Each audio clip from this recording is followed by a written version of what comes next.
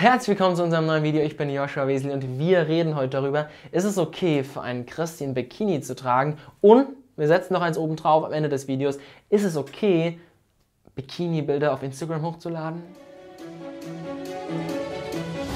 Bevor wir loslegen, du darfst uns gerne abonnieren, mach die Glocke an, weil dann wirst du benachrichtigt, wenn wir unser nächstes Video hochladen. Und im nächsten Video geht es darum, was kannst du zu Menschen sagen, die sagen, ich glaube an die Wissenschaft und nicht an Gott. Autsch! Beim Research auf dieses Video habe ich sehr viele Beiträge gelesen, sehr viele Videos geschaut und eine Sache hat mich immer mehr sauer gemacht. Es wird immer nur über Frauen gesprochen. Wo ist da die Gleichberechtigung? Nee, aber ohne Witz, es wird nie über oberkörperfreie Männer geredet. Ganzen Pastoren und Priester und YouTuber da draußen, was ist los? Und ich bin mir ziemlich sicher, dass einige Christen, die sagen, dass Frauen keine Bikinis tragen dürfen, am nächsten Tag ohne T-Shirt da draußen in einen Pool springen. Und das ist dann vollkommen okay. Ob eine Frau eine Bikini tragen darf oder nicht, steht so ganz klar gar nicht in der Bibel. Aber ich möchte hier dir 3 Punkte geben und am Ende möchte ich dir noch kurz sagen, sind Bikini-Fotos okay, wenn du die hochlädst? Wird's da dann wirklich kritisch? Punkt Nummer 1, aus welcher Intention trägst du ein Bikini? Ist der Grund, warum du Bikinis trägst, weil du dich einfach darin wohlfühlst, weil es ein modernes Kleidungsstück ist und weil es für einen Strandtag einfach das Beste ist? Oder möchtest du aktiv Blicke auf dich ziehen? Möchtest du, dass dich Männer darauf ansprechen und aufgrund deines Körpers eine Beziehung anfangen wollen? Erstmal zum letzten Punkt. Das ist sehr gefährlich, wenn du jemanden nur aufgrund von deinem Körper beeindrucken möchtest. Weil es gibt immer jemanden, der sieht einen Ticken besser aus als du.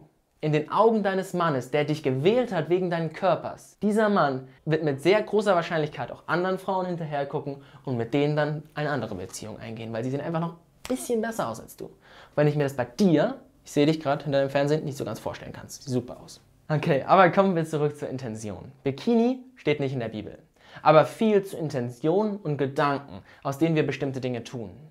Wenn du andere Menschen dazu verleiten möchtest, dir hinterherzuschauen, und es gut findest, dass in ihnen eine Lust aufkommt und dich deswegen dementsprechend kleidest, dann ist das falsch.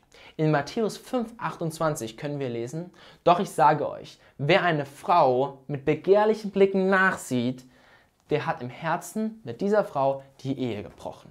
Auch zu Christen sagt die Bibel etwas. Manche Christen aber nehmen Anstoß daran, wenn du bestimmte Speisen isst. Deswegen isst du besser kein Fleisch, trinkst keinen Wein und vermeidest überhaupt alles, was einen anderen Christen zu Fall bringen könnte. Römer 14,20. Und das, was wir gerade gelesen haben, können wir genauso auf Freizügigkeit beziehen. Wenn deine Intention aber gut ist, dein Bikini nicht zu knapp ist, dann kannst du nicht schuldig sein. Weder selbst noch, dass andere dir hinterher schauen. Denn ganz ehrlich, viele Männer schauen auch Frauen hinterher, die einen langen Rock anhaben oder eine Jeans tragen. Und auch hier wieder, es wird nie über Männer gesprochen, die ein Sixpack haben, die saugut aussehen, am Strand entlang laufen. Da wird niemand auf die Idee kommen, dass Frauen den Männern auch verfallen könnten und dass man als Christen den Männern ja mal sagen könnte, dass sie ein T-Shirt anziehen sollen. Wird keiner machen, oder? Punkt Nummer 2, dein Körper ist ein Kunstwerk. In der Bibel steht: Herr, ich danke dir dafür, dass du mich so wunderbar und einzigartig gemacht hast. Großartig ist alles, was du geschaffen hast. Das erkenne ich. Schon als ich im Verborgenen Gestalt annahm, unsichtbar noch, kunstvoll gebildet im Mutterleib, da war ich dir dennoch nicht verborgen. Psalm 139, 14-15. Gott hat dich genauso gemacht, wie er es geplant hat.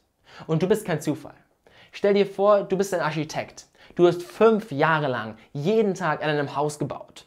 Und du hast es perfekt gemacht. Deine ganze Zeit und dein ganzes Herzblut wurde da reingesteckt. Was möchtest du, wenn es fertig ist? Dass die Menschen es bestaunen können. Dass sie sehen können, wie toll es ist und sich am besten noch fragen, wer hat dieses unfassbar tolle Gebäude gebaut? Und genauso ist das auch bei dir. Jesus ist stolz auf dich und er freut sich immer, wenn du ein Selfie machst und stolz auf das Selfie bist. Selbst wenn du so einen Hundefilter benutzt. Wie kann man auf die Idee kommen, dass der Schöpfer eines Kunstwerkes wollen würde, dass es niemand sieht? Wer malt ein Bild und legt es dann unter den Schrank?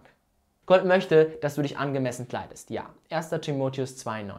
Also egal, wo du hingehst, du solltest es nicht übertreiben mit manchen Körperteilen, die nur für deinen Ehepartner gedacht sind. Aber Gott hat dir Sixpack-Muskeln geschenkt. Er hat dir schöne Beine geschenkt und er möchte nicht, dass du sein Kunstwerk vergräbst. Kleiner Side-Fact: Jesus hat zu Maria Magdalena, die eine Prostituierte war und sich bestimmt manchmal auch ein bisschen freizügiger gekleidet hat, wie das halt war, nie gesagt: Jetzt zieh dir doch bitte mal was anderes an, ich möchte mich mit dir nicht so zeigen lassen. und sonst kannst du mir nicht nachfolgen. Okay, kommen wir zu Punkt Nummer 3. Wird Gott verkörpert? Hier könnte man jetzt sagen, dass die Aufmerksamkeit auf dich gerichtet wird am Strand und von Gott wegweicht. Sagen auch manche YouTuber. Da musst du dich aber mal fragen, wenn du nicht am Strand wärst, würden dann alle an Gott denken? Wenn das so wäre, dann geh bitte in die Berge. Dieses Prinzip könnten wir genauso auf Stars anwenden. Justin Bieber hat keine christliche Musik produziert. Wir könnten jetzt sagen, dass das wieder Sünde wäre. Also müsste man sagen, dass er Menschen nicht zu Gott geführt hat in dieser Zeit, weil sie hätten ja in dieser Zeit Hillsong Worship hören können.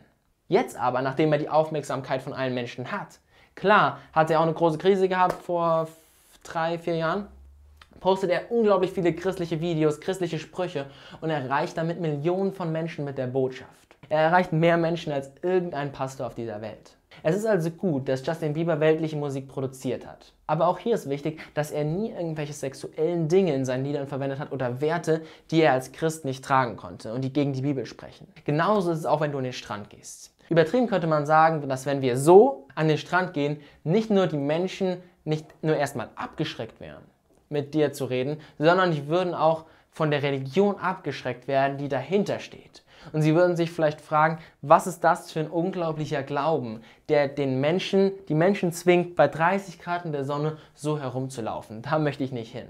Wir müssen aber als Christen, so wie bei christlichen Musikern, einen Mittelweg finden.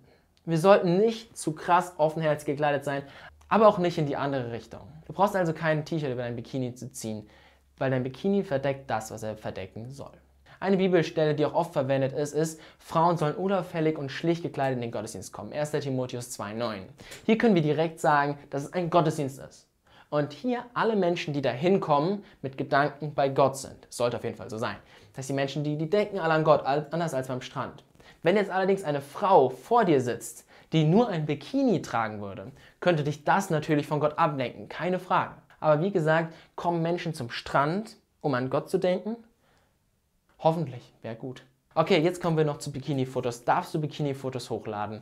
Hierfür, du kannst wahrscheinlich fast erraten, gelten genau die gleichen 3 Prinzipien. Wenn du Menschen verführen willst, es dir nur um dich selbst geht, deine Intention also schlecht ist, dann ist es falsch. Wenn du aber stolz auf das Kunstwerk bist, was Gott in dir vollbracht hat, und dein Bikini ganz normal ist wie ein normaler Bikini, dann spricht nichts dagegen, auch ein Bikini-Foto hochzuladen. Oh, jetzt habe ich aber was gesagt, ne?